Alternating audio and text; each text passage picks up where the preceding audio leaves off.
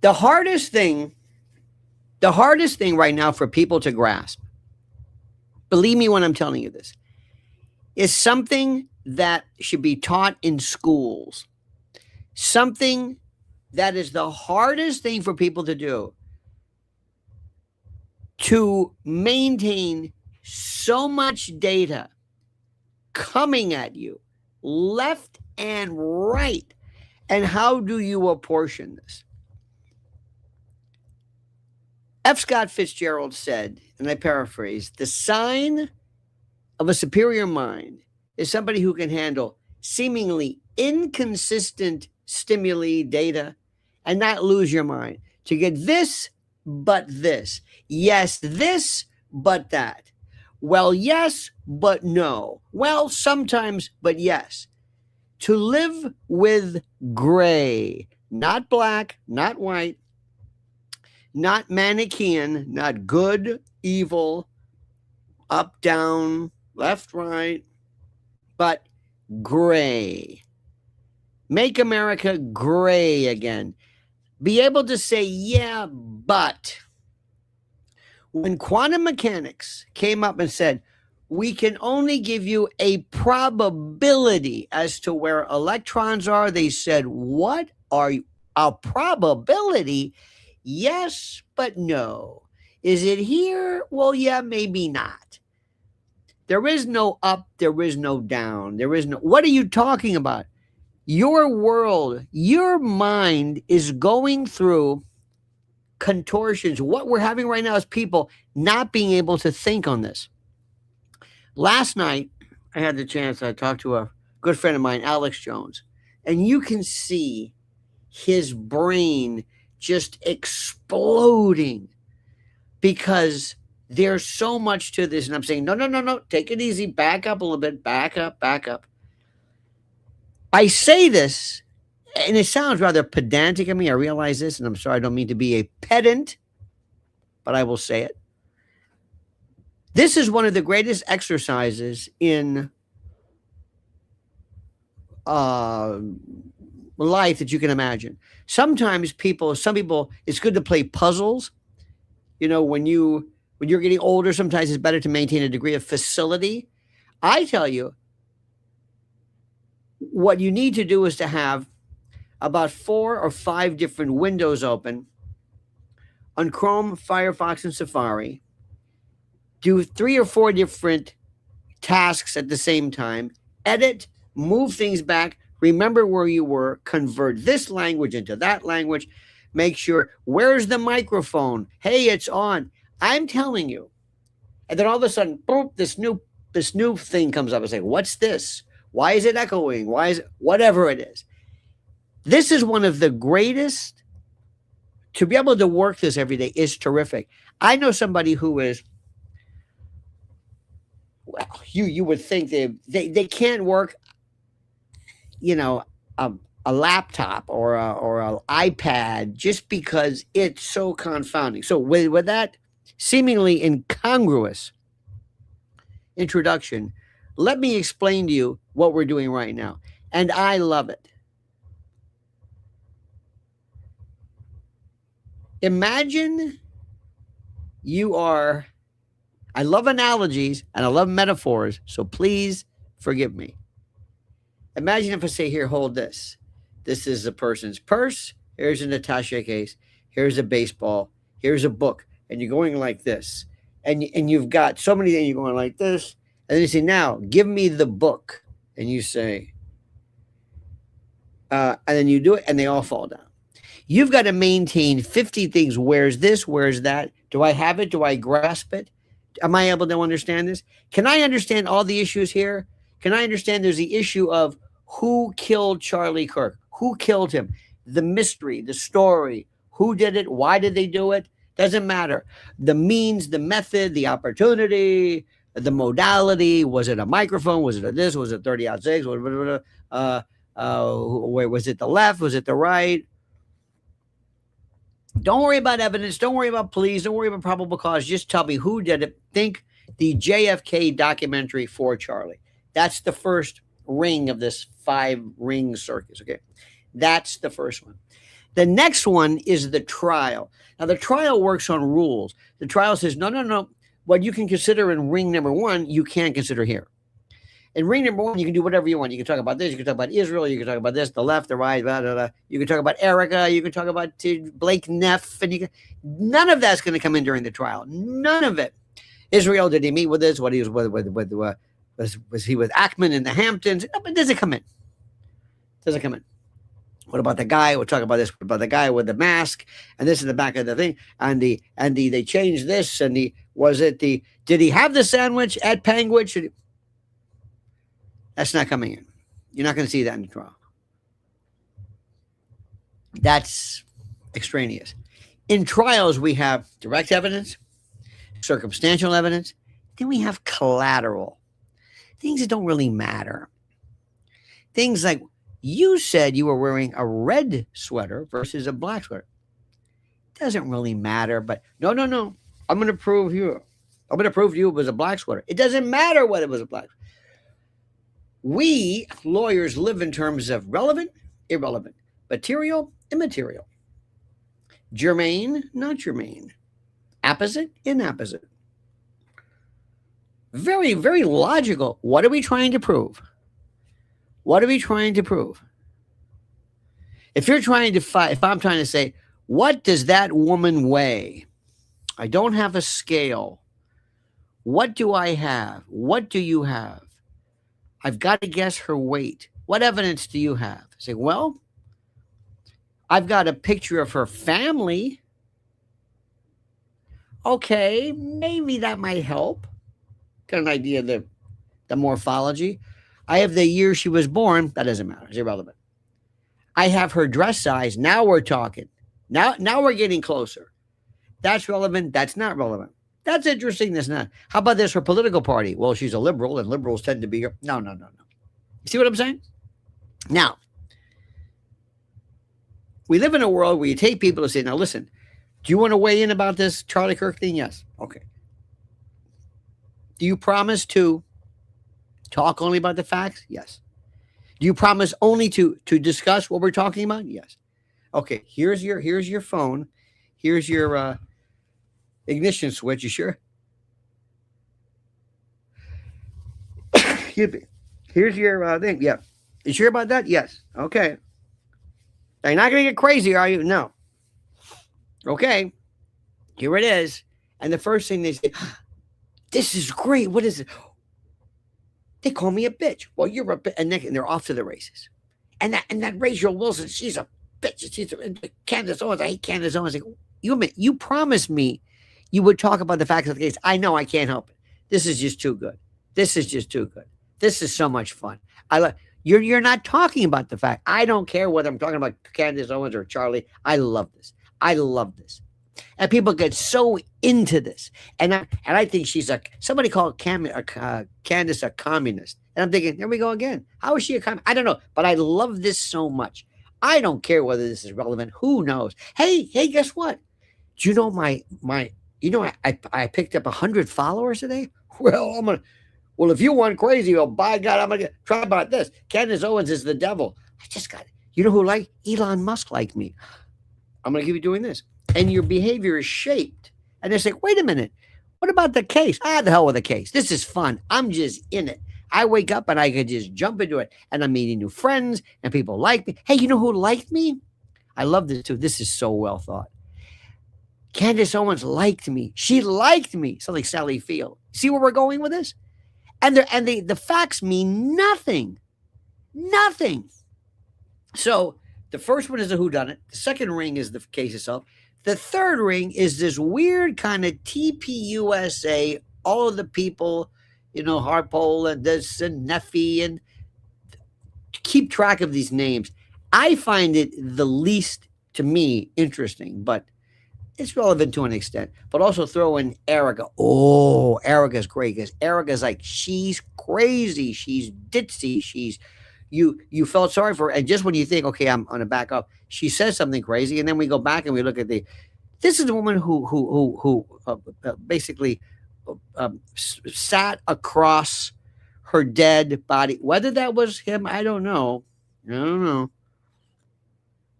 mic'd herself saying, I love you. And then 6 days later, she's doing a merch rally on Zoom. You can't write this stuff. Then comes Candace. It's the most incredible thing anybody's ever seen. Then comes Candace.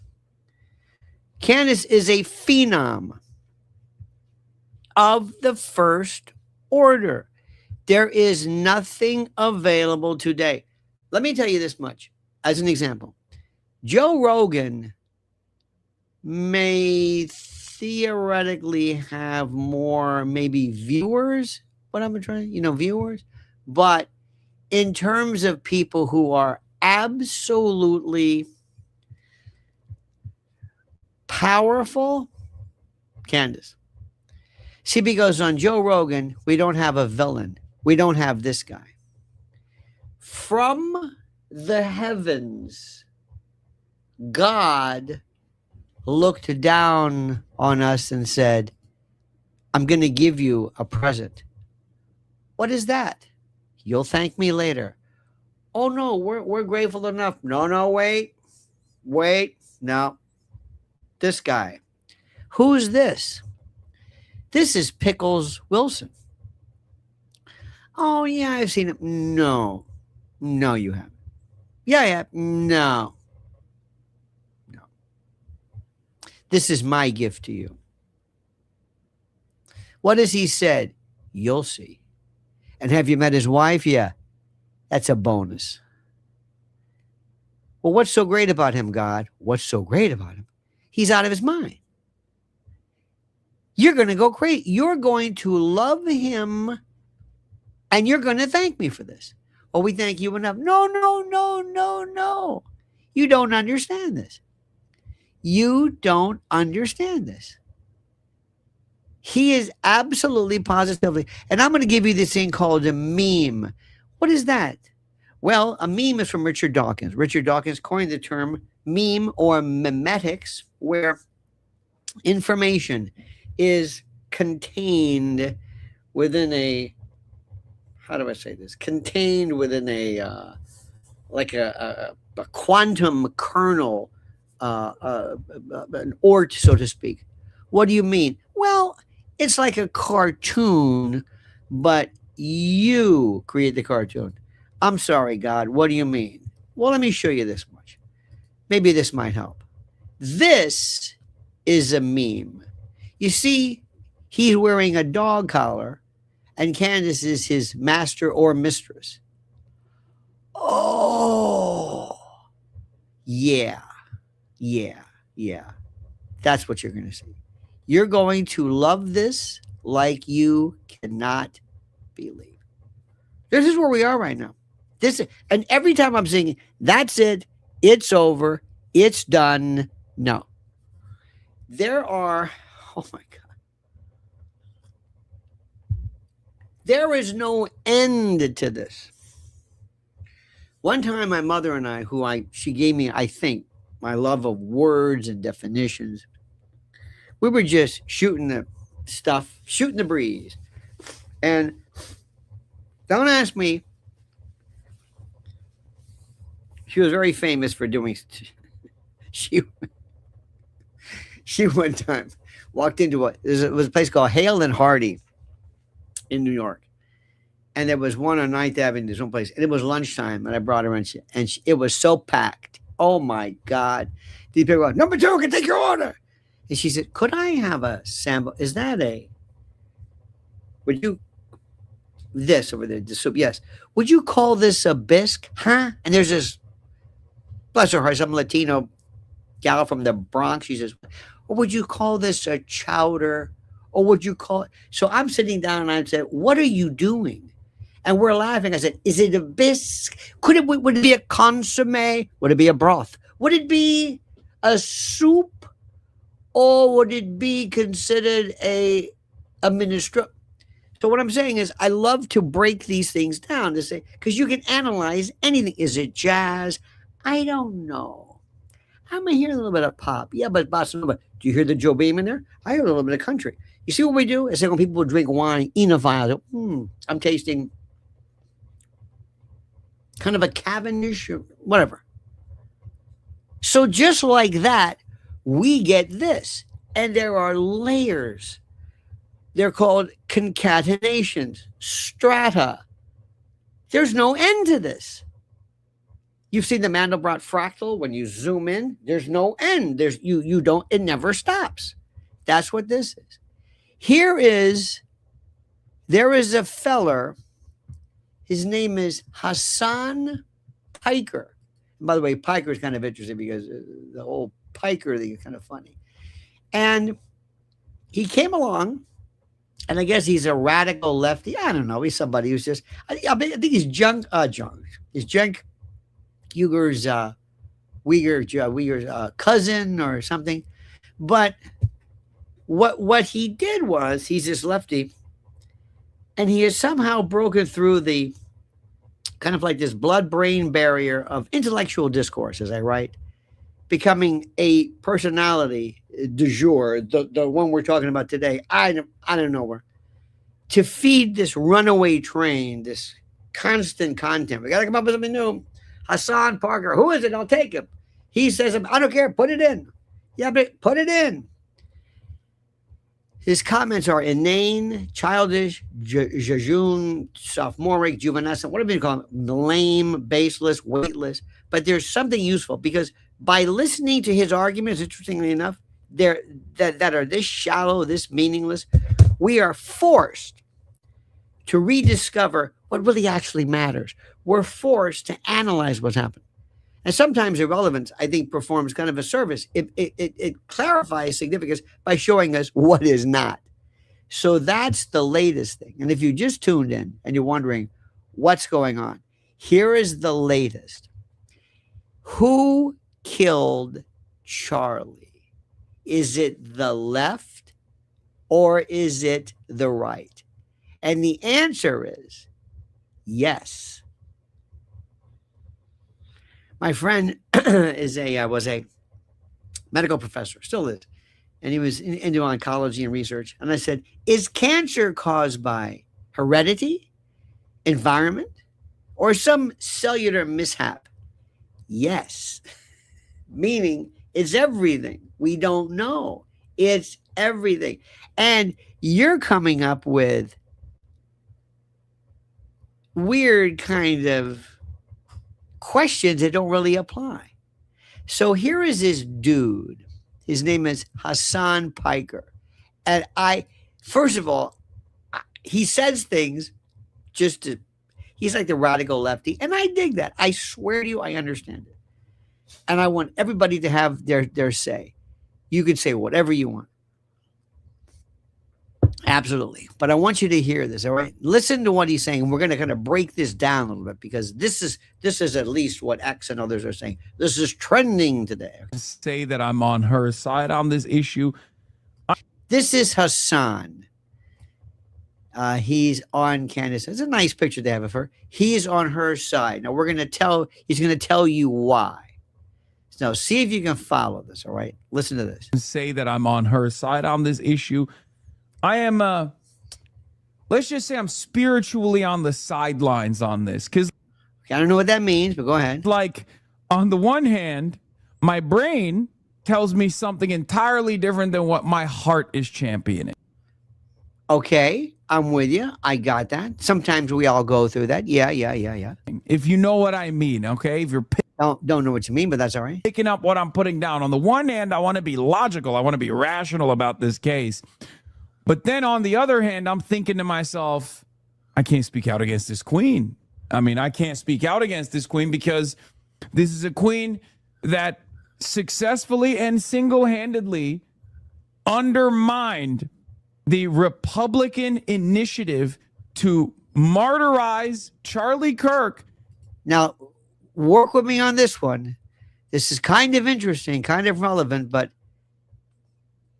just listen. And use that example to crack down on political dissent. Okay, sort of. She dropped a grenade on the discourse.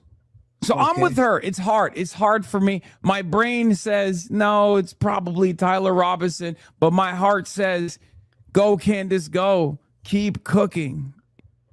Okay, you know what he's saying? Anybody have an idea of what that means? It's a very familiar thing. This is what's going on today. I don't give it. It's like listening to a Cass Sunstein lecture.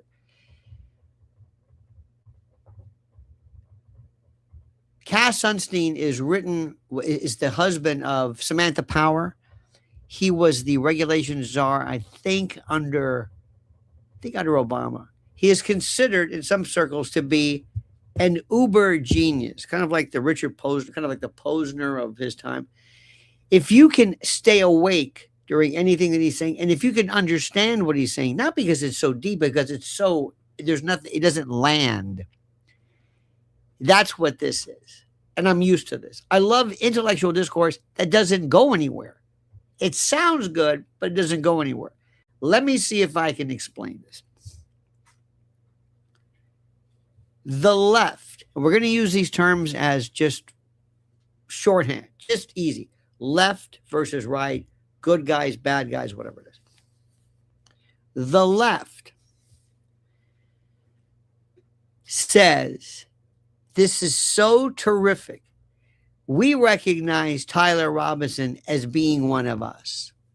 See, they buy into it. He had a girlfriend or boyfriend or whatever it was who was a tranny, whatever this person was. That's what he was. That's what he represented. And they bought into it. They seriously believed, and they still believe, that that's the official story. They believe that Tyler Robinson did this to get back at this right-wing stalwart Charlie Kirk, because Charlie said some terrible things about the left or the trans left or the furries or whatever the hell they are. So that's it. But what they're doing is they're using the following argument. They're saying, but the right, and let's call them MAGA, and that's a shorthand kind of for Trump and the collective right. But MAGA is turning on themselves. They're claiming it might be forces like Israel or CIA or something of the right, or something, dare I say, even internal to TPUSA. And they're dismissing the left argument. Stated differently, those of us who say, wait a minute, that's not what happened. Tyler Robinson was not the murderer. Tyler Robinson did not shoot anything. Tyler Robinson, Candace, in a very telling moment, said, I don't even know. He might have even been involved, and I don't even know what involved means. He might have been there. I don't know, but he certainly was not the shooter. So what Hassan is saying is, we are saying, no, that story is nonsense. So he is saying, good, they're removing the left as the topic of their disdain, and they're refocusing their anger on the right. So it's kind of like autophagy. They're eating themselves, like self-cannibalizing. They're destroying their own. When they could have just as easily said, oh, no, it's the left. And they could stick with Antifa and the left and the purple-haired, nose ringed or whatever. But no, instead they're saying, no, they're rejecting it. So somehow we won. They've taken the heat off of us. That's a kind of interesting theory, but it's so wrong, it's not even funny. It's so wrong, it's not even funny. Because what they fail to realize is that, true, whoever did this wanted the official story to be that the left, some guy who was tired of Charlie's Christian stalwart activities, his thinking, his bravery, his commitment to the Bible and to goodness and right and wrong, that's what did it. That it was, look at this crazy bastard. You see how the left think Antifa and all this? He's the one. He's the guy. And we're saying, no. Just like during JFK, they made Lee Harvey Oswald out to be. It was the commie, fair play for Cuba. He went to Russia. He spoke Russian. He had a Russian wife. He was a Marine. He was basically he was an intel officer. He was a whatever you want to call him. But that was that narrative. See how that is? RFK. It was this crazy lunatic Middle Eastern Jordanian Sirhan or Saran. See, we always loved that story. And the people who have been orchestrating assassinations forever, they always love this story. And even the last time we had a legit story was Lincoln. It was John Wilkes Booth. It was an avowed Confederate. He was Sic Semper Tyrannis. That wasn't a joke. That was the guy. That's what he wanted. Garfield McKinley. I forget which one. McKinley. Who was it? He was the anarchist. That was Emma Goldman. That was, remember, before commies. You don't remember this. Anarchists, Sacco and Vanzetti, Emma Goldman, those people, they were the threats. Didn't last that long, but believe me, that was a group before communists. So they always figure you have to have this story. And what they do is they love after the fact, they will go through, if they say, hey, guess what? We have a legitimate dyed in the wool lone wolf here who did something terrible. Let's go back and read his or her manifestos. Oh, look, it's a lefty. And the lefty, okay. And then the right wing says, see, another lefty. But they love to attribute it to ideology. And they do this every single time. They do this every single time. They have to give you a story. Nobody can just do it. They have to say, no, you just can't. I would have advised whoever the assassins were, just do it your way. Don't have a scapegoat. It'll drive them crazier. They'll say, no, we don't do that. No, you can't. It's like when you in music, there's two ways to end a song. You can just drift off and fade out, or you can say da da da da da da, and it just ends on a note. That's the only two ways to end a song. There's no third way, but if somebody came up with, well, I'm going to combine the two of them. The new assassins will say, no, we're going to have somebody who just doesn't even, the next brand will say, we're not going to tell you who they are. We're just going to, I mean, even Butler was sort of like, there always has to be a meaning. And the meaning always inspires, what was it that drove them? What was it? Is it the left-wing media, the right-wing media? Is it, you don't know how many years ago there were these people who would say that it was the words of Rush Limbaugh on right-wing activism, and they went into his room and they found a Rush Limbaugh book, and therefore, and we've been going back and rock and roll. It was backwards masking and sympathy for the devil, and we one time played this one song backwards. I don't know how anybody thinks we can hear backwards masking, but they said, source of the devil. Was it source of the devil? What does that mean? But we love to have attribution. There's nothing worse than just, I don't know. I just did it. I don't know. Charlie Manson, he wanted a race war, helter skelter. No. Charlie Manson said, I don't know what you're talking about. I didn't have anything to do with it. That wasn't me. What do you mean that me? No, we don't like these. Thank God, at least, when it comes to serial killing, they don't need a reason. They're just serial killers. And we never say, well, why? So this is where we are today. Just to reiterate, now my question to you is, the people who killed Charlie, we're on it, we're doing this, we're taking an exam. And here's the first essay question. This is for the grade in the course. This is a big story. Do you believe, well, who do you believe killed him? Left, right, or do they have a name? Who killed him? Give me one word to describe who these people are, if it means that much to you. Who? Who are the people? Who was responsible? Not Tyler Robinson, but is it Israel, Bibi, Trump, MAGA, CIA, Mossad, Amman, don't forget military intelligence, NSA? Is it French? Is it somehow French? Is it the French for the Egyptians? Military? Is it, do you even know? Do you know? Can you say who did it? Who? Who? Somebody says deep state, cover, deep state, shadow government.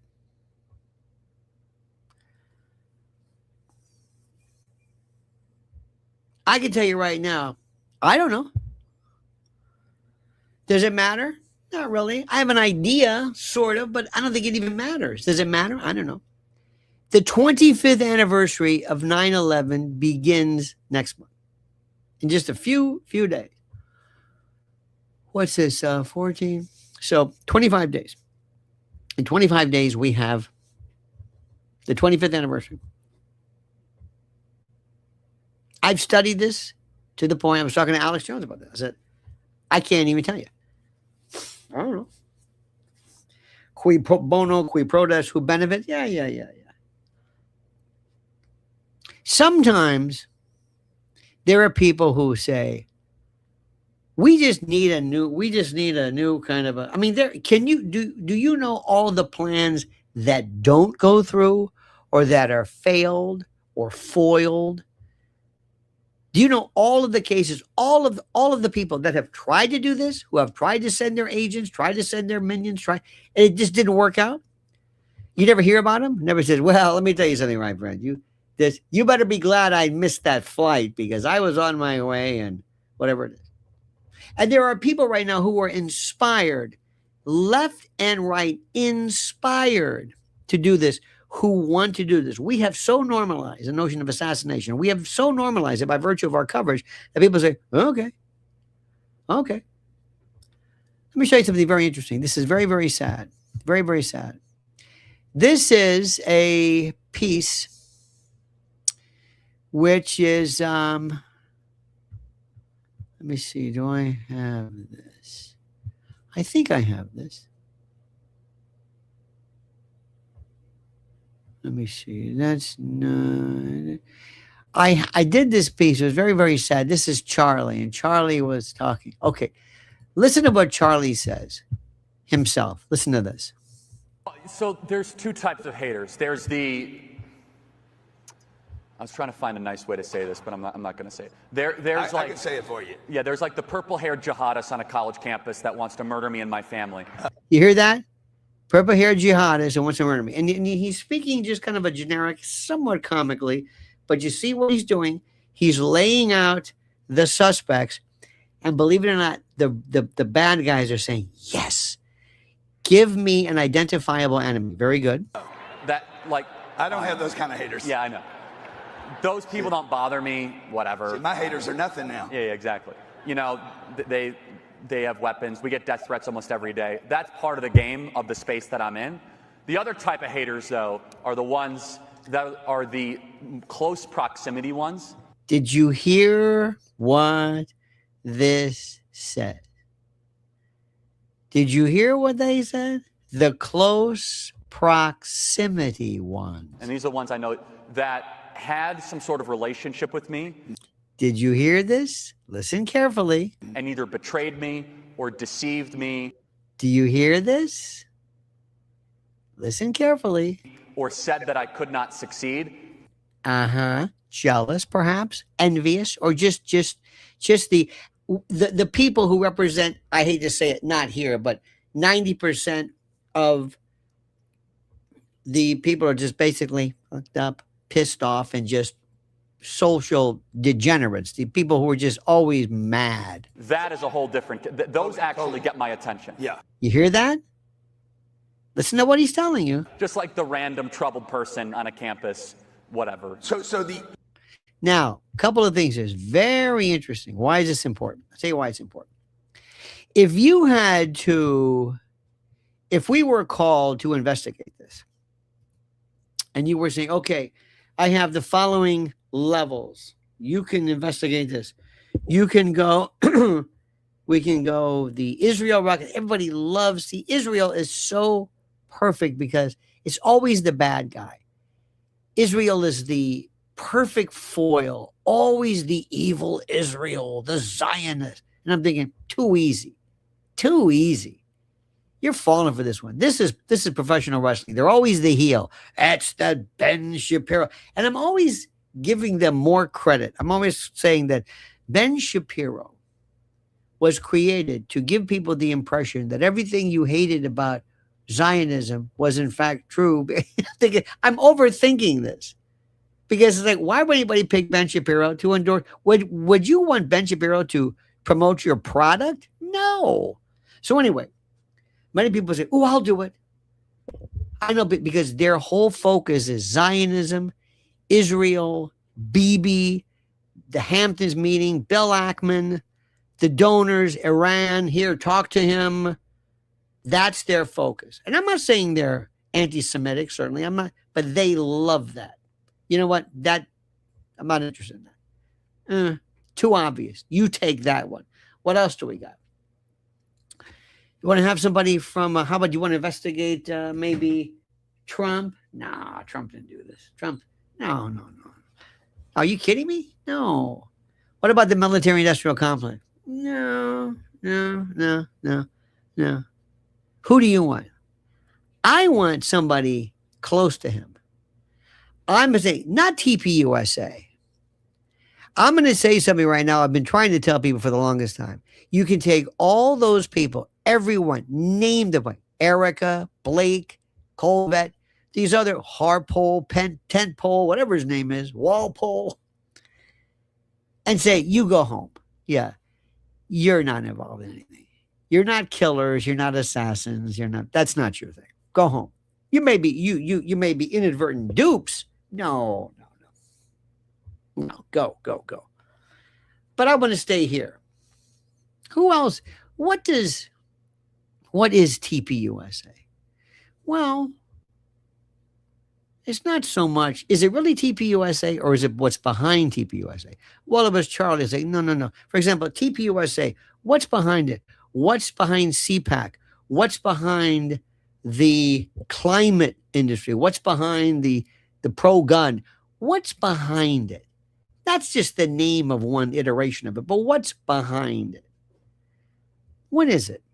And they're all similar, but they're all different. It's like saying cancer. Certain things, cancers are very different. We give it the same name, but they're all, some are aggressive, some aren't, some are in situ, some are metastatic, whatever. But what is it? I want to represent for you the person that you could meet. And let me see if I can explain this. The Adriano Valentino says, hey, smoke boy, Candace ate you for breakfast. I don't know what that means, but thank you very much. Now, there are people who, well, let me see this. See if I can explain this to you. I represent a group of people that you're not going to understand. But first, we love disorder. What we do is I represent a group of people that loves disorder. And everybody, you see, when something happens here, there's a reverberation everywhere. See, if you take out Charlie, what happens? Everything's up for grabs. And that's what my people really love. Stability is the worst for the bad people. You can call the bad people anything you want. Whatever the good guys, the bad guys, very, very Manichaean. But see, we like there to be inflammation. Do you know when you hear people say inflammation? This is inflammation. You got to stop inflammation. Inflammation is right. It's an antioxidant. Good. I hate oxidation. What the hell is oxidation? I don't know, but it's bad. That's like non-Hodgkin's lymphoma. Well, what is Hodgkin's? We just say things. And what happens is, normally, to give this as an analogy, electrons are kind of paired. They're like this. And every now and then something will come along and cleave one of them. And now you've got this lone electron, this negative charge thing saying, I'm lonely. I want to mate. And it will look for anywhere, any place else. Ooh, there's a good one. I'll take that cell. You can be my girlfriend. And when they mix, you get combinations that nature never intended. You get inflammation, you got disease, chronic disease, maybe cancer. So what you want to do is an antioxidant stabilizes them. It stops this cleaving. It stops this randomness. Disease hates stasis, static, hates it. It wants uproar. It wants everything. It wants your immune system knocked up. It wants you to be cold and tired and fatigued and overweight and smoking and this and that. It just loves that. So somebody could look at this and say, you know, I think we need to mix things up. I do too. And I represent a group of people who said, we just don't like to see people come out of the woodwork that, frankly, we didn't really approve. And I don't know who this Charlie guy is, and I don't like it because we're not amenable to him. He doesn't seem to want to have anything to do with the Republican Party or the Democratic Party, and we don't like that. You know who else is doing that? Tucker. Tucker's doing that. Tucker poses more of a threat, not because of his ideas, but because he wants no affiliation. None. Now, in the music business, that's always great. We call it fusion. We love it. We invite it. Hey, it's not rock. It's not this. It's not rockabilly. It's not hard rock. It's bubblegum or whatever it is. Music, art loves that, not politics. So there's another group of people, too, who I represent. There's a lot of people kind of sort of in the, let me tell you what TP USA is. TP USA isn't merely that.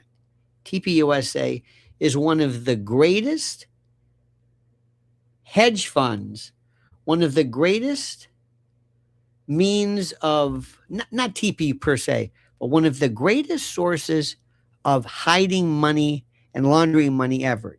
Charity and politics. The Adriano says, when Mr. Pickles, a.k.a. Smoke Boy, couldn't even read out one charge, Candace read all 7 order. Then Smoke Boy put a video on saying he had Candace squirming. I know. Thank you for that. It is really, that was one for the ages. And also, that did more. Let me tell you something. That did more to piss off the ghouls and the overlords because that wasn't supposed. Whoever allowed that is going to pay for that. But let me go back to what I'm saying. Since the days of the Catholic Church, the Masons, Scientology, the Moonies, the Jews, the Muslims, whatever, because we have allowed this very special, untouchable thing.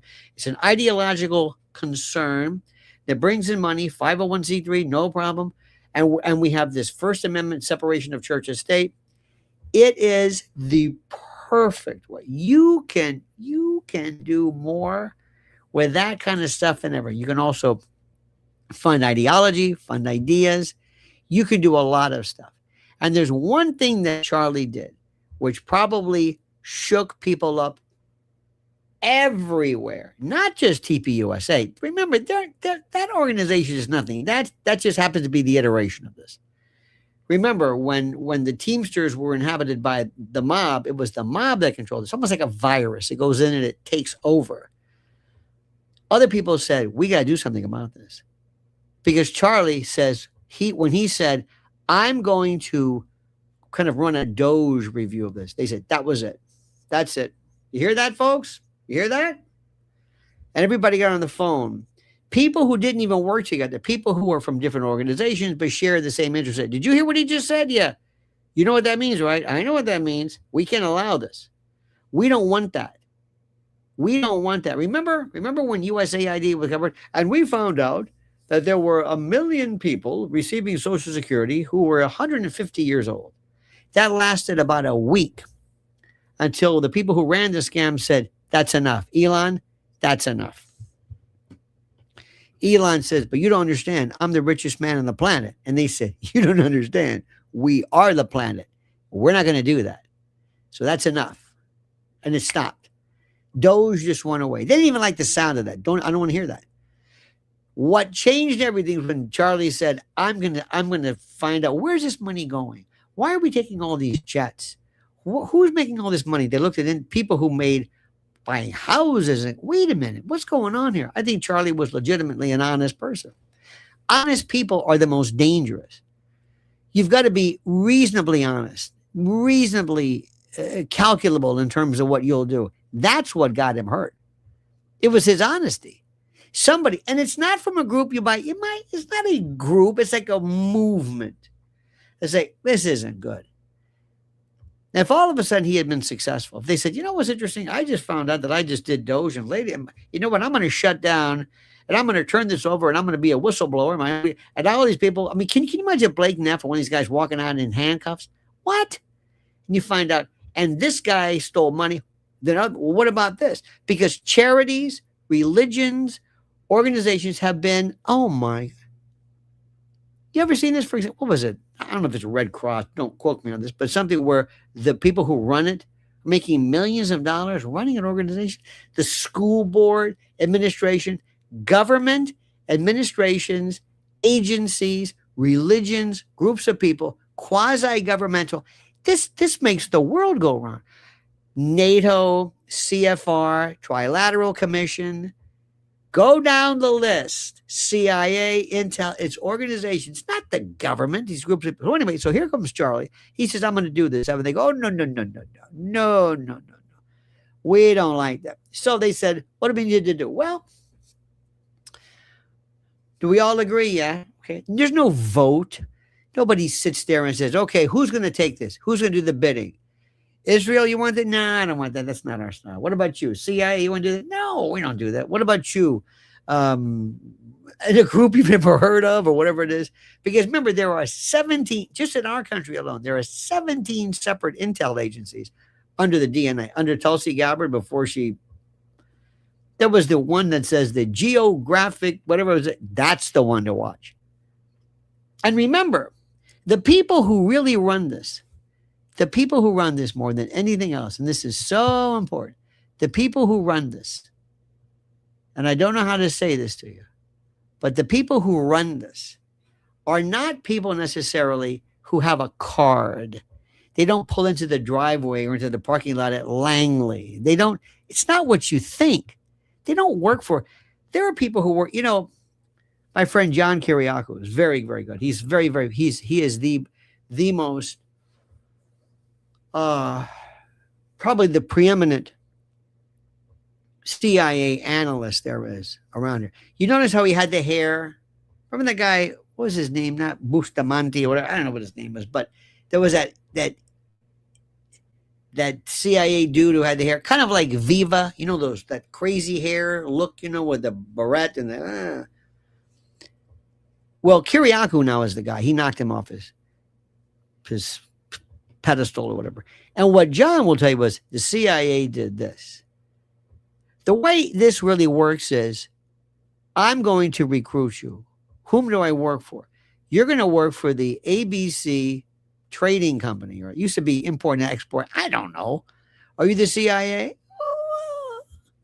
We're kind of off the books. We're a black project. We don't really have an ad. Nobody owns us. We fall out of oversight. CIA doesn't claim us. NSA doesn't claim us. FBI sure as hell doesn't claim us. We might have been the figment of the imagination of somebody who's just from another place. We don't need to worry about this stuff. That's the way stuff works. That's the way. And they get up and they leave. And nobody wants their fingerprints on this. Nobody wants, but that doesn't mean they don't act stupid.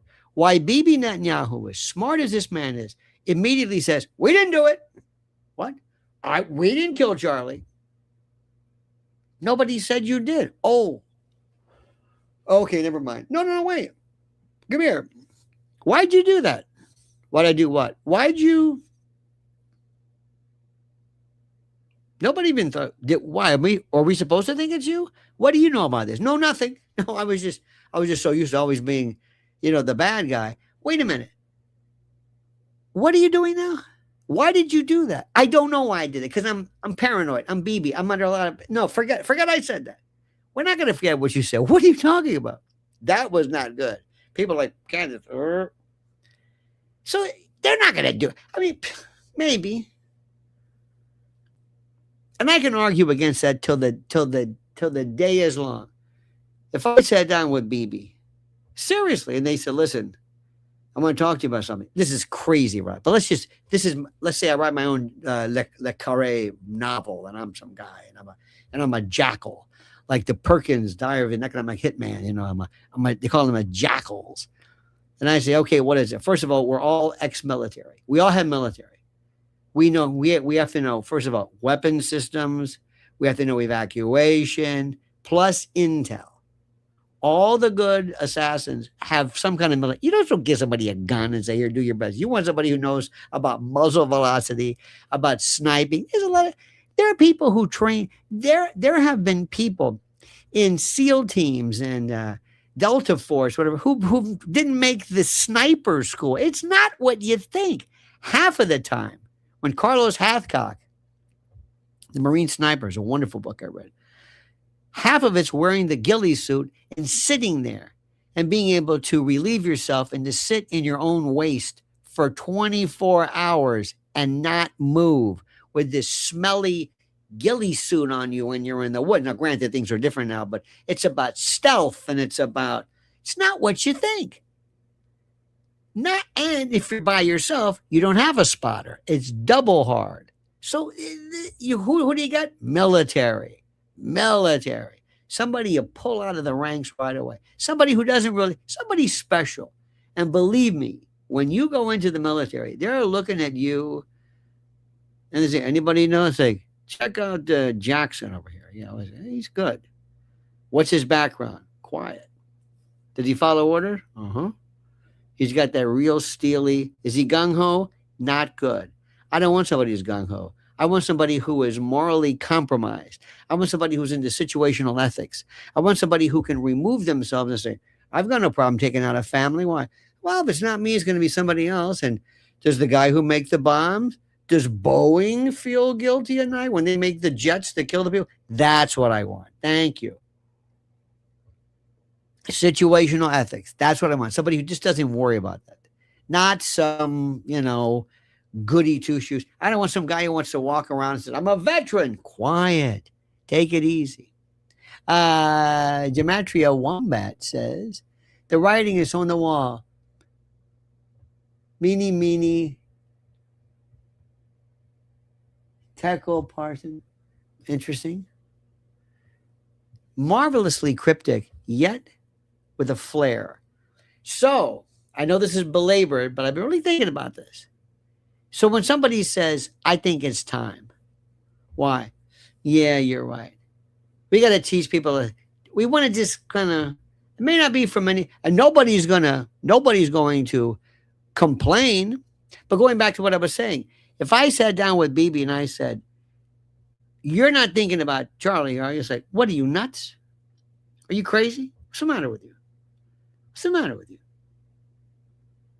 Well, I'm going to make a statement. No, you're not. First of all, he's the least of your problems. You've got the ICC after you. You've got the world after you. This is Charlie Kirk. This is the United States. And as much as he's loved in the United States, he's not worldwide. Sorry. They don't know about him on the streets of Damascus. They don't know about him in Lisbon. No, we're not talking Europe. No, that's America. Forget America. Nobody cares about that. Nobody cares. Nobody even knows what you're doing. They couldn't find Gaza on a map. No. Why are you going to call attention to yourself? He's not your problem. He and everybody else is saying, I think we should perhaps maybe not involve ourselves in military actions in the Middle East. Gee, that's novel. You're nuts to go after him. Leave him alone. Why draw fire? No. That's not your problem. Your problem is getting the message out. Your problem is these idiots like Ben Shapiro and Rabbi Shmuley. And what's the matter with you? And you? Why are you running? You draw more fire to the cause than anything else. The first thing I would do if I were Israel is I was unelect you. Get somebody in there who's calm, who says, that's a good guy. That's the one you got to watch out for. But that's another story. The whole thing was too easy. This Israel thing's too loud. No. It's something even more subtle. It's like the people who took out JFK. Was it a group? Everybody benefited. Somebody just looked and said, this is how it went down. A bunch of people, they didn't sit in a room and vote, but it's kind of like, Did you ever see the movie The Irishman? Believe it or not, when Russell Bufalino, remember that? Joe Pesci's character. Believe it or not, as bad as that movie was, The Irishman, complete fabrication. What I loved the most was how he said, he just, Jimmy, that's it. That's it. That's the death sentence. That's it. It's like in Goodfellas where Jimmy Burke says, do you think Morty talks to his wife? That's it. That's it. So when somebody sat around and said in 1960 or 61, okay, that's it. So somebody decides on September the 10th, this is the date. Now, how this works, I don't know. I'm going to not talk to you anymore and leave me alone. Okay. So somebody somewhere had to figure out, how do we get this guy, Tyler? Who picked Tyler? Who? If I called up, I'm sorry to say this, but there was if you called up the FBI, remember the Lackawanna 6? Remember how they were recruiting these people? What I think was a Lackawanna 6? They met at a Holiday Inn Express. Don't quote me on it. Lackawanna 6, they called them, upstate. And one guy said, there was a group of people and they're walking around and they're like militants. And the leader says, what we want is artillery. And the undercover cop says, you want what? Artillery. Oh, and shoes. And they said, I don't think this is. They picked them. They wanted artillery. Oh, Yuri Bezmenov. Yuri Bezmenov was planted. He was absolutely planted as basically and the Russians, by the way, thank you, Stephen. The Russians, the KGB, what were after you doing? Try to do the goodness. Yeah, okay, all right. And the KGB and FSB were howling. I would send somebody to Russia if during the Cold War as a defector, if I'm CIA and I said, yeah, my name is Clint Bozell, and Americans want to eat your children, and we'd be howling. And the Russians would say, I told you, Yuri, I told you the Americans want to eat our children. Come on. This guy, Yuri, is putting out this, I was KGB. This is what we do. And Americans like this, Come on. Seriously. This is like, not only that, if it wasn't Russia, it was us creating this out of central casting. Get that guy, Yuri. Want to work off some charges and make a few bucks? Yeah. Okay, here's the story. We want you. You're this KGB guy. Yeah. And you're going to be filling us in on how evil they are. Okay, that's good. See? We are the most gullible people. No offense, Stephen. We just believe everything. We just believe the narrative. But how they pick this guy, I don't know. But let me tell you the problems. Even though they might have said this, and I don't know if they ever regrouped or had a meeting. Remember, Appalachian. Appalachian was upstate New York at La Barba, Joseph Barba. There was this little place in 1957. Everybody from every organized crime family drove and met at this little house, not little, it's a big house. And everybody, you name it, everybody from, if they were big, from Gambino maybe to whatever, they all met. And this guy Crosley, this state trooper in New York, he goes, what the hell is this? All these big cars.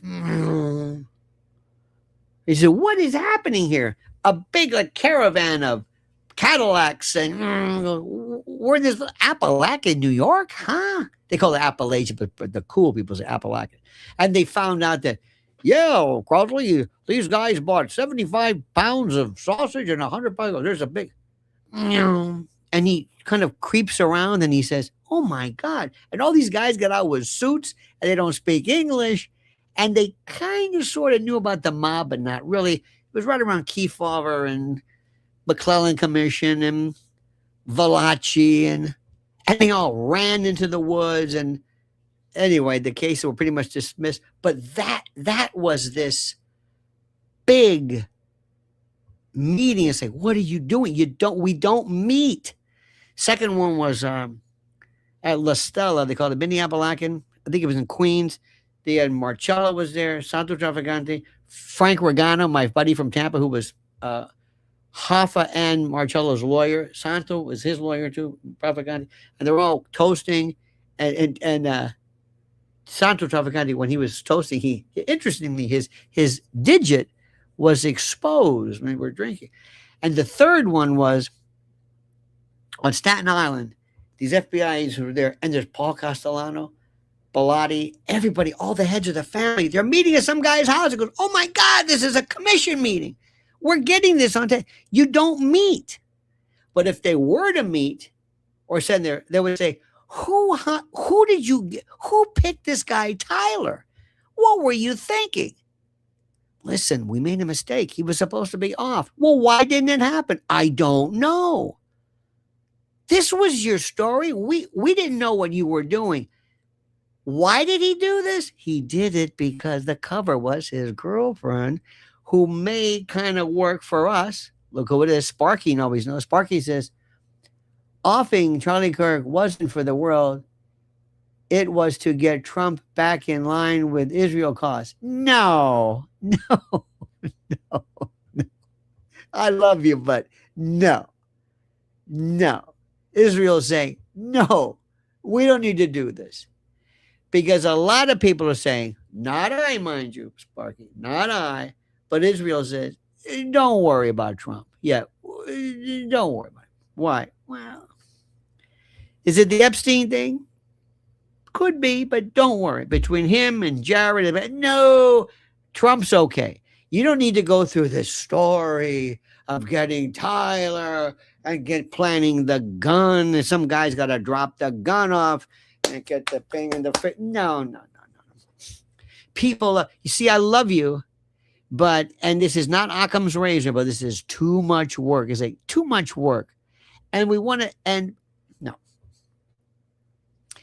Somebody can sit there and say, hello, yeah, pardon me. Thank you. I'll take care of this. Hello, President Trump. Yeah, my name is so-and-so. Listen, if you don't do what we say, you know those pictures we're talking about? I'm saying theoretically. I'm not saying that happened, but you know that thing about Jared? Yeah. Remember that? Yeah. Okay. You got that? Good. You don't even have to threaten. But all this work to make the point? Are you kidding me? I mean, if that's true, these people are retarded. But what I'm saying was, after this started, somebody said, who came up with the idea of what's it called? The bizzle, the druzzle, the dizzle with the bullets? Like, what are you talking about? You picked Lance? Yeah. You know who Lance is? Yeah. He's one of us. I know. Did you see his roommates? Did you see when Candace read the name of all those people who military? What are you doing? And who was the one who worked? Who is his handler? By the way, 3 people I'd worry about their lives. Very frankly, I hate to say this. Of course, Tyler, Lance, and Ghislaine Maxwell. Don't think for a moment Ghislaine's in the clear. No. She's the last person in the chain. That Epstein ain't going nowhere. And that's just percolating. It's like a herpes infection, just ready to flare up again. Don't think for a moment that she's off the hook. That's not gone. No. But this story was ridiculous. And somebody would say he wasn't supposed to be there.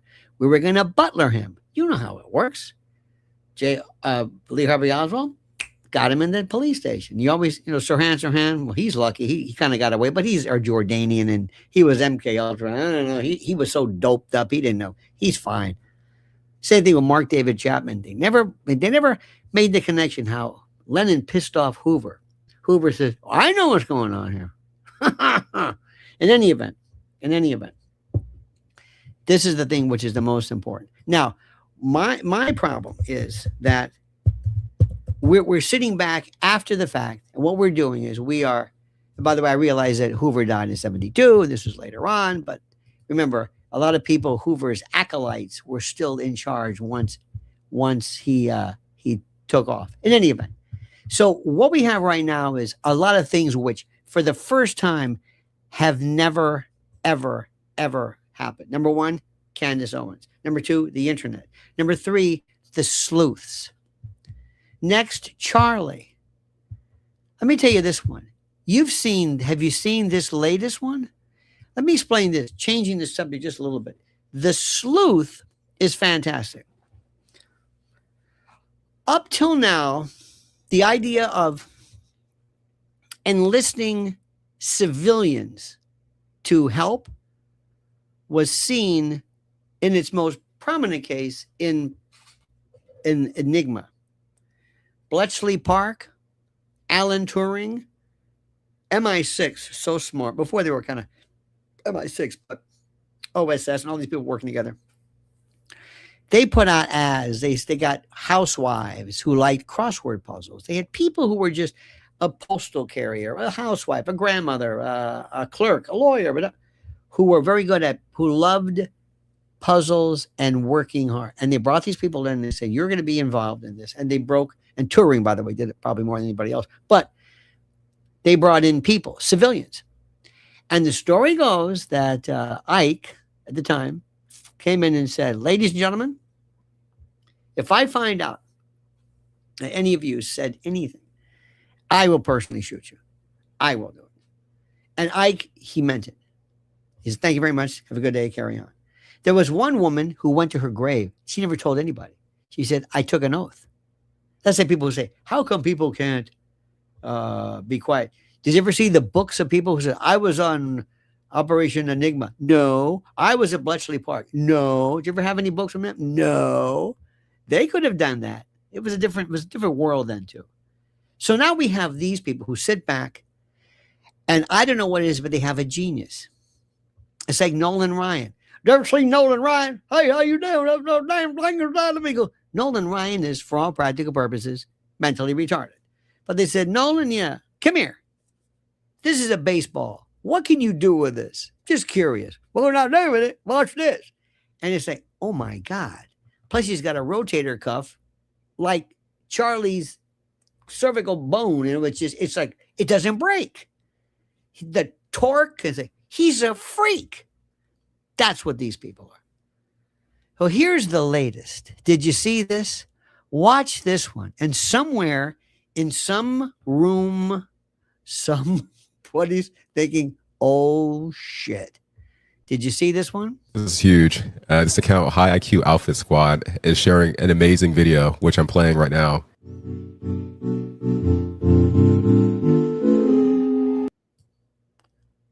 I don't like that music.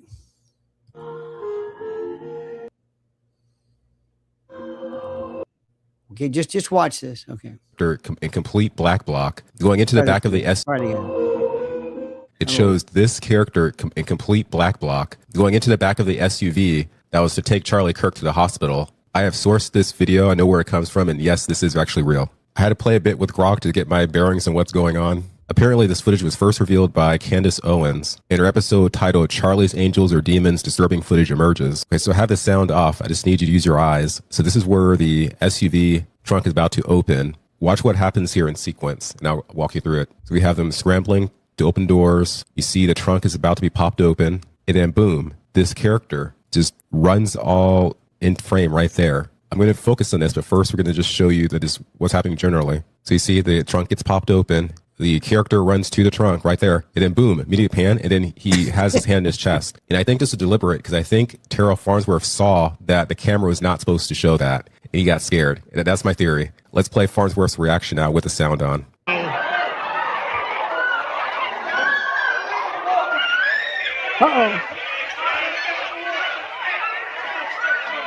He looks nervous. They just shot Charlie. They're giving him this signal. And he says they just, hit Charlie. If you look on YouTube for the points where there's the most interest, you see a little jump right here. So this is also a point of the video that was of most interest to the public. Maybe individuals in the federal government saw that this clip exists, so they're all going to this point to see if it actually showed the figure. This figure. So far, it appears that Artifacts Memoriam is the only account that's amplifying this post showing this amazing thing. But Joa did catch on as well, and he shared the footage in Suleiman's space. Joa's angle shows the guy in much more detail. So you see him right there. And he's clearly going in. He's going into the back of the vehicle. So the operant question here is, who is this? On its face, this proves there's pre-planning of some sort for him to be dressed this way and suggests a larger plan at place. This is what we know as a smoking gun. I haven't had enough time to think about exactly who this might be, but a theory I have to play with is the idea of Charlie somehow being alive, possibly this being Charlie, and then possibly the guy who's carried to the middle of the SUV being another deceased body, a dummy, I don't know. But then you have to explain the medical examination and his hospital treatment too. I was looking through the archive.org sequences to get a sense of the SUV footage, but I didn't see the Farnsworth angle. And it's probably because Candace was the first person to reveal this to us. And just as a reminder, it appears Candace got the video from Terrell himself. This video, I don't know what this video could have done that he sent me other than to make me feel even more uncomfortable. And yeah, it makes us all feel uncomfortable. I do give credit to Truth Archive, who shared a version of this video as well just yesterday. I cannot overstate the importance of explaining whatever this is that I just showed you. This could open up the entire case, showing it is a massive conspiracy. It's important for us to figure out what's going on here and who is this individual. Please share this video and tag in Project Constitution, Ryan Meta, Candace, Travis, all the main influencers there. Thanks. Now, before you, I know our good friend Barron is going to be doing this, reviewing this, and others as well. In 1963, you would have never seen this. It doesn't exist. It doesn't. How people have this, I have no patience for this. I cannot sit there and look at this and say, hang on a minute, what is this? To me, it looks great. I have no talent for this. None. I'm not a good analyst. I'm terrible. But there are people who love the granular, the atomized, the kind of the subatomic. They love this, and they are sleuthing, and they do it for no money, no, I mean, fame to an extent, but just the love of the hunt. This wasn't around in 1963 or 1968 or anything. This is brand new. What you're seeing here, this is history. You're seeing at the beginning. In 1964, when the Beatles appeared on Ed Sullivan, nobody really realized this is history. What you're saying, you don't know what this is, how great this was. Let's throw into this little aspect this wonderful piece. Guys, we caught the feds in another lie.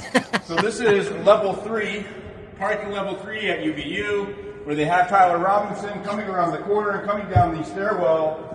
There's the camera right over here. But in the Fed version of their footage, this stairwell, which is actually on the left, on their version, it's on the right. So they have completely reversed this image. And not only have they reversed the image, they have also doctored the timestamps, because if you reverse the image, the timestamps would be reversed as well. So something ain't adding up here. Here's level 2, proving that the stairwell is actually on the left. Now, if we had a real FBI and a real good guys, if I said, okay, here's what we're going to do. I'm going to send out, got a lot of agents, special agents, whatever. We're going to have these people. And also, I would go so far as to deputize. I would say, come here, Mr. Archivex Memorial, and you, Mr. I want you to raise your right hand. I'm going to deputize you. I'm not going to give you a gun. You're not going to be on a pension, but I want to work and enlist with you. I want to deputize you to work with us.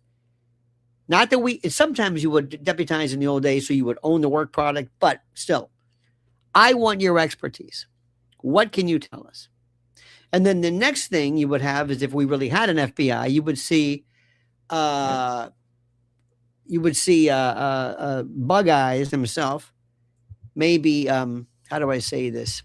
You would have him appear before the rest of the world, and you would have him say something to the effect of, how do I say this?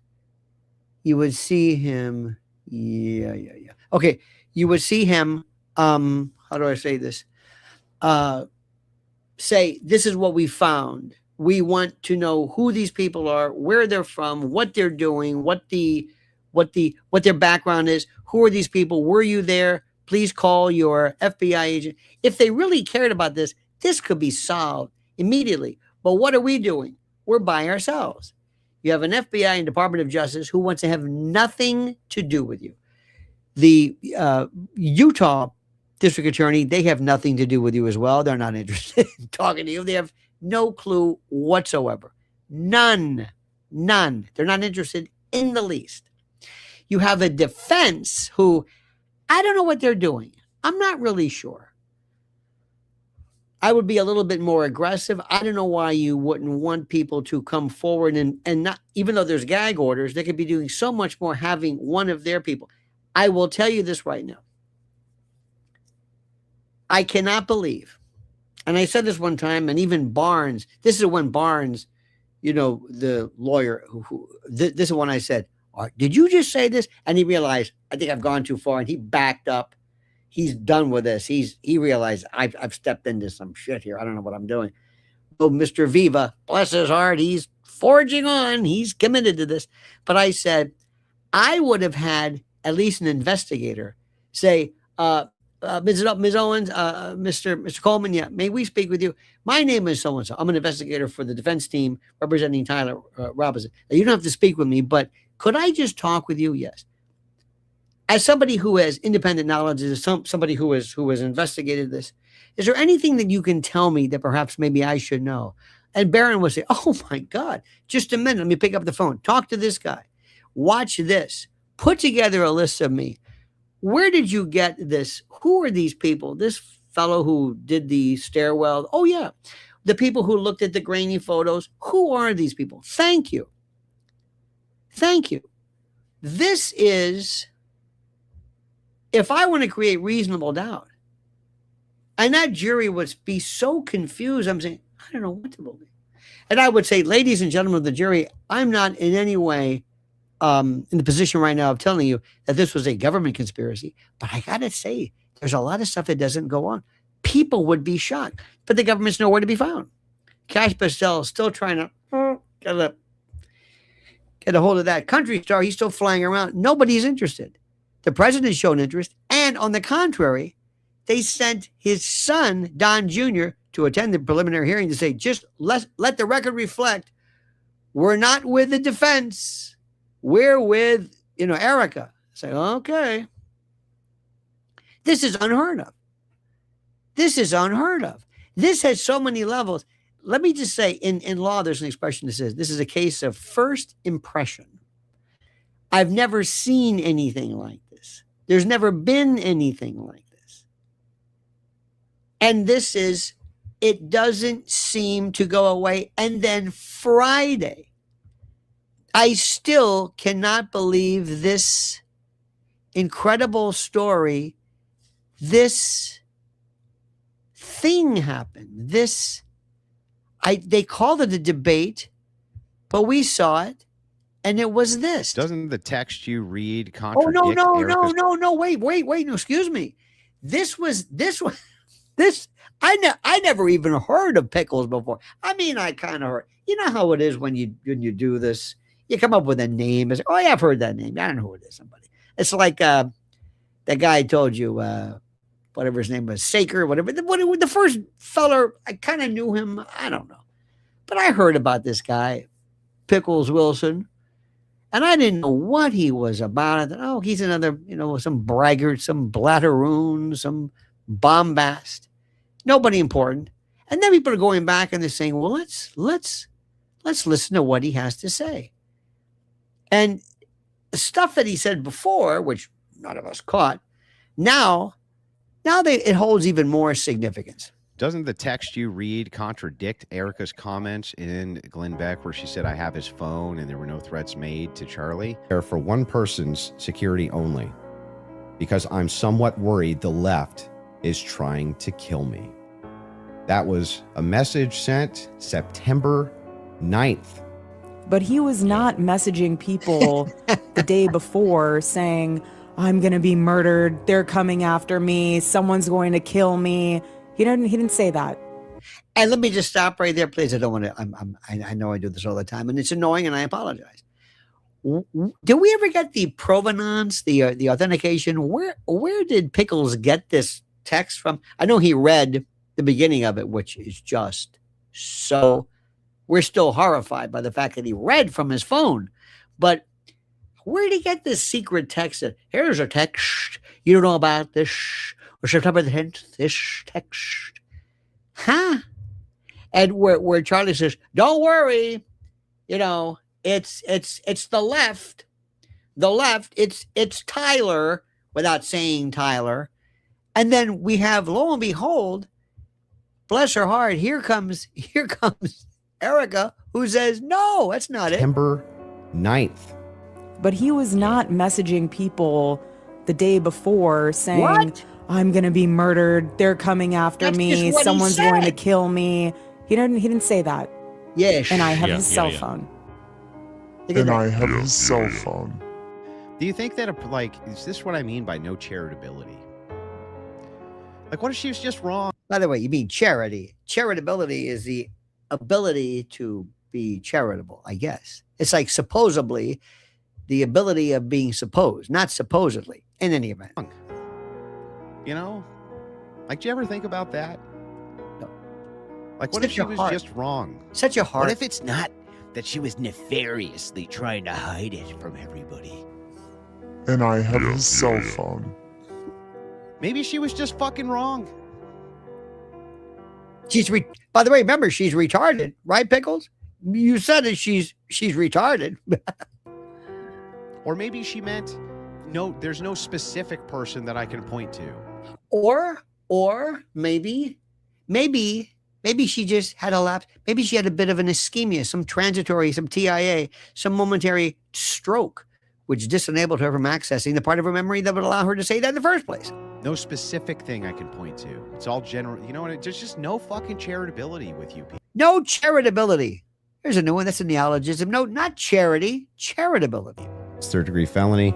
Now, I did notice something I just was curious about. If I'm just wondering, when you pulled out your phone just before you asked that question, did somebody by chance text you that question? You can check my phone. I'm just curious. No, you can absolutely not. I have not had one communication with a single person, not even my producers who are in there this whole time we were here. You want to check my phone?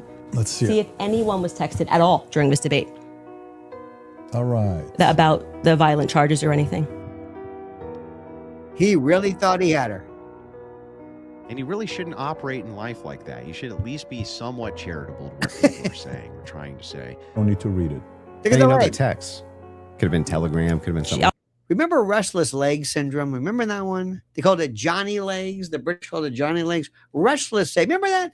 Remember that, honey? Everybody had restless leg. It's like, what the hell is restless leg? I think we see it. All I have is Signal. You can check that too. I only have Signal. Because when you think about it, you expect them to be charitable to the things that you say. Can you tell me all of the downsides of Donald Trump killing pedophiles in the Middle East? Were those schoolgirls pedophiles? It's institutionalized in the Iranian No. We're the 200 schoolgirls pedophiles. You want to make sure that they're alive so they can get raped? But that... He does this laugh. He just does. This guy is so over his head. Somebody enlisted him. He says, now you're basically... you think Trump's saying, who is this guy? Everybody's saying, who is he? He's defending you. He's defending me? Yeah. Pickles is on my side. He's laughing at the idea of little girls Who is he? No, he's helping you. No, he's not. And Owen Schroyer just lays him out. Can you tell me all of the downsides of Donald Trump killing pedophiles in the Middle East? Were those schoolgirls pedophiles? It's institutionalized in the Iranian No. Were the 200 Well, watch this. schoolgirls pedophiles? You want to make sure that they're alive so they can get raped? But that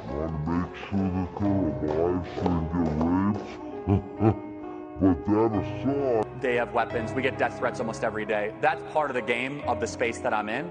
The other type of haters, though, are the ones that are the close proximity ones. And these are the ones I know that had some sort of relationship with me. And I have his cell phone. And either betrayed me or deceived me or said that I could not succeed. That is a whole different, those actually get my attention. Yeah. Just like the random troubled person on a campus, whatever. So the From the Daily Wire somehow comes between you and God. By all means, quit. And That's pretty good. Yeah. And so That's Look actually at this. By the way, just wait a minute. Look at this crew. Look at who the Judases are now. Charlie didn't even see this. They didn't see this. Charlie never. Look at him. This, if you look at this, this is one of the strangest. Look at the group. so the From the Daily Wire somehow comes between you and God. By all means, quit. And That's pretty good. Yeah. And so That's Look at actually Charlie. fine. But hold on, I got to keep doing. I'm sorry to. Hold on. She ain't taking money from you, Ben. She's earning money. Okay. What? You accusing her to be a thief? I got to be honest. What are you doing here, man? Candace. This is Ben Shapiro, who claimed that, well, if you didn't like what we're doing, why did you take our money? You didn't take our money. Charlie never betrayed Candace ever. If you feel like taking money, whoa, taking money? Does she not provide a podcast that you monetize? Yeah. You employ her to drive value for your company. Subscriptions. Are you exactly? By the way, how many times have I been pushed a Daily Wire Plus ad with Candace's face? Candace, if you feel that taking money, I don't. Jack, am I nitpicking here, or is that Jack. nitpicking a little bit? Look at Jack. Jack. Oh, look at this. Look at this. Look at this weasel. Look at this ferret. With all due respect to weasels, ferrets, and other members of the phylum Rodentia.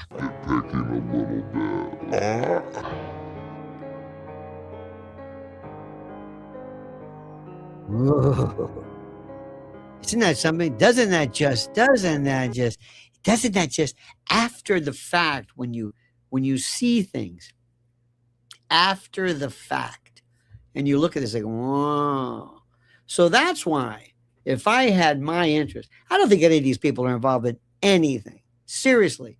Up to it. No. Can you imagine somebody picking Blake Neff, honestly coordinating? First of all, he would give up anything. You wouldn't even have to threaten him. Just look at him and no. But it goes to show you, this is where I would sit, and I would love to have an exhaustive depositions, investigation. Just tell me what happened. I want each person, from probiotics, whatever, assuming I'm the FBI, not that I'm targeting them, not that they're the subject of my investigation, but I would ask them, what basically are you trying to do here? That's what this is about. So, do you see where we are? Do you kind of see where we are in this? This is very important. It's the complexity of it is what's fascinating. Not this easy stuff. He did this, because frankly, sometimes, and I know it's easy to know, it's Israel, it's Trump, it's that. No. It's like, what influences music? What influences a cuisine? That's all. So my friends, let me just tell you, we haven't even begun to get to the bottom of this, to scrape it, so to speak. And I want to thank you for your being with us, for spending time this early morning. I appreciate this. Please follow Mrs. L. Last night we did a wonderful live stream on Lynn's Warriors. Please go and see it. We talked about some incredible legislation and lawsuits that are happening. Oh, here we go. Armin says, I don't play the piano as often as I should, but when I do, the Moonlight Sonata is my favorite. Well, excellent, my friend. Thank you so much. And you are always welcome. And you always add a spice, a piquancy to add charitability and charitableness to charity. So I thank you for that. So please follow Mrs. L at Lynn's Warriors. Don't forget to follow her on X at Lynn's_Warriors. Also, make sure you like this video. Hit that little bell so you're notified of live streams and new videos. Make sure you follow us also on X at Lionel Media. Oh, I'm going to be going. That's where the action is. That is where the action is. It just turns over so fast. And we will return later on. Thank you. By the way, make sure you're subscribed. Check to make sure you're subscribed, because sometimes people, for whatever reason, they become unsubscribed. And watch what happens today. Follow this. Here's your assignment. What do they do with Pickles now? They can't. They want to get rid of him, but they can't. All right, dear friends, have a great and a glorious day. Until we meet again, remember, this is your new best friend, Lionel, reminding you the monkey's dead. The show's over. See ya.